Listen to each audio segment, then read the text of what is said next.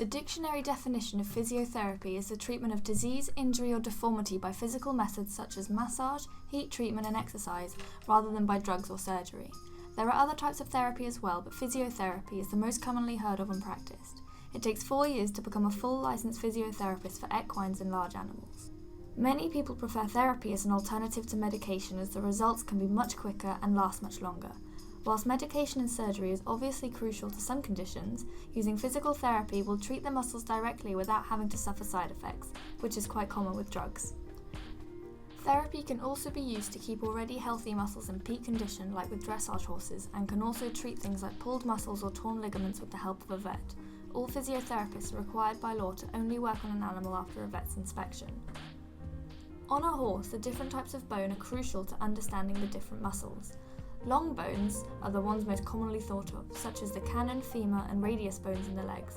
They have joint sockets at either end and contain marrow. Short bones, such as the pasterns, are incredibly strong, as, such as the pastern does, they have to hold up the weight of the whole horse. Flat bones are very important as they support the muscle structure. Due to their large surface area, muscles can attach themselves to the flat bones between the ribs and the scapula.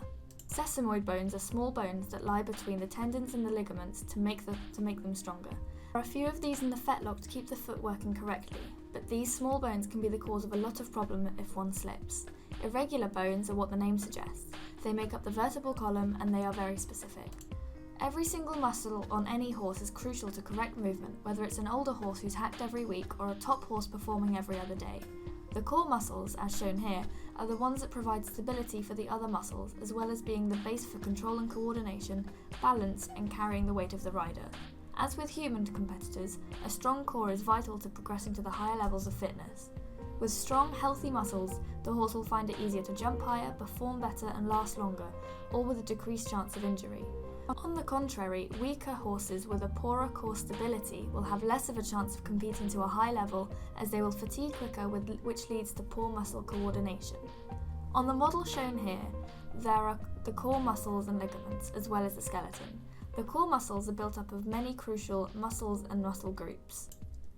The nuchal ligament is one of the most important in the entire horse's body. The one ligament has many important roles, such as supporting the head and neck's weight whilst reducing the amount of energy needed to hold it in place, as well as allowing the head to be lowered and raised.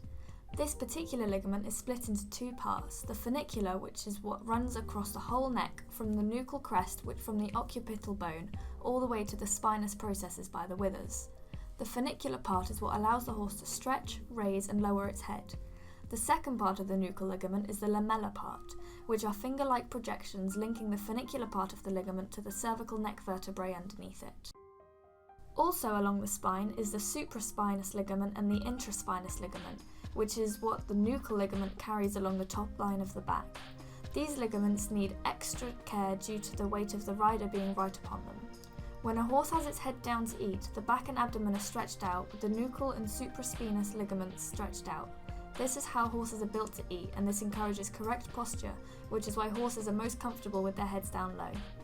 The ventral serrated muscle is one that, when well developed, contributes to great core strength for the horse. When conditioned through work, the muscles will shorten, giving the horse the look of a taller horse due to the thorax lifting. This muscle group is called the iliopsoas muscle group, which support the pelvis by flexing the lumbosacral junction and the sacroiliac area.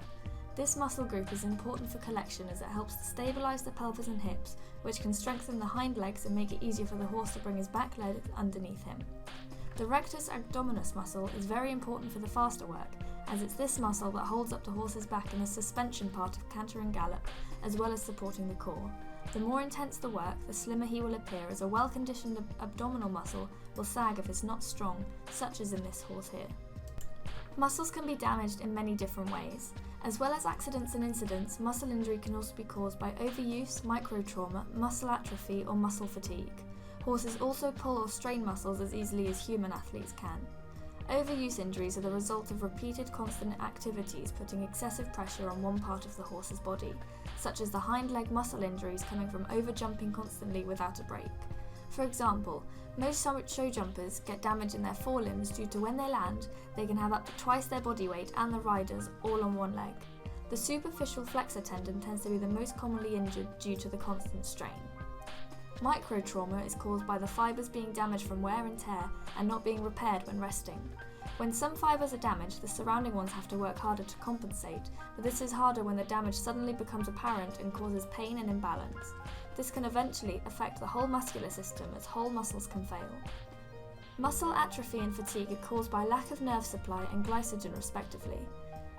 Fatigue is easier to identify as the horse will tire at different times depending on their fitness levels and twitch fibre types. Different horses are built and bred for different things. Muscles on horses are either slow twitch or fast twitch, referring to the fibres in the skeletal muscle. Slow twitch horses produce and release energy slowly aerobically, which requires oxygen to produce energy. Endurance horses have a predominance of slow twitch fibres as they tire less quickly. Fast twitch muscles work anaerobically, meaning that they produce lots of energy explosively but they tire out very quickly. Horses with fast twitch muscle fibres are suited to jumping as they need short bouts of explosive energy. Walk places the least amount of stress on the legs as it is the slowest gait and will only have 1 foot off the ground at any time. Trot is a 2-beat symmetrical gait as the horse moves its legs in diagonal pairs. The power here comes from the hind end as the toe dips into the ground, allowing the horse to push off. The trot work is good for building up muscle tone due to all the power needed from the back end. Canter is harder for the horse to keep balance as it's a 3-beat gait, which makes it easier for jumping. The rocking motion of canter is achieved by both hind legs coming off of the ground at the same time, with all the weight then landing on the leading forelimb.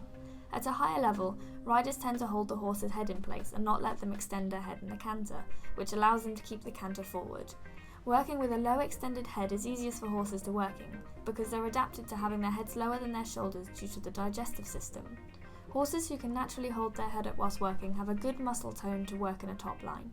Gallop is the fastest gait and can cause the most damage to the legs. The ground force reactions on the legs causes the suspensory ligament to stretch out and makes the fetlock touch the ground, which is why excessive galloping is bad.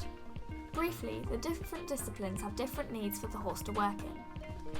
Dressage requires the horse to keep collected for up to 8 minutes at a time in an outline due to the neck and back pressure. This is incredibly intense on the horse, so they have to be extremely well conditioned.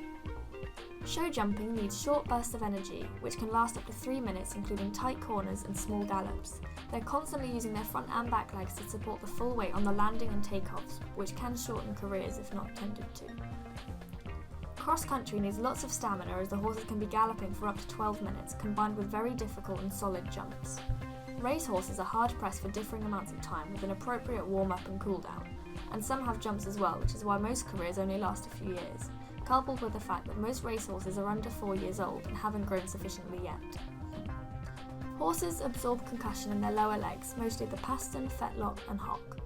Concussion is the force on a horse's feet when they travel, with the greater the force added with harder surfaces. Lots of work on concrete or hard ground with no give can cause trauma to the legs. The more give the ground has, the less likely the horse is to jar their legs, but if the give is too deep, like lots of wet sand on a beach for example, the horse can pull muscles which can cause even more damage. When a horse lands on its leading forelimb after a jump, the foot alone absorbs twice the body weight of the horse, which is why it's so important to jump on surfaces with give in them. Ideally, the weight of the tacken rider shouldn't exceed 20% of the horse's weight due to the fragility of the spine. The spine with its supporting ligaments, particularly the ventral longitudinal ligament, supports the weight of the rider. The horse needs strong abdominal muscles to hold up the weight of the rider, as without it the horse wouldn't be able to use its back and hind leg muscles. Of course, a physiotherapist cannot diagnose issues, and any suspected injury must be first seen by a vet, then referred to a physiotherapist before any treatment can occur.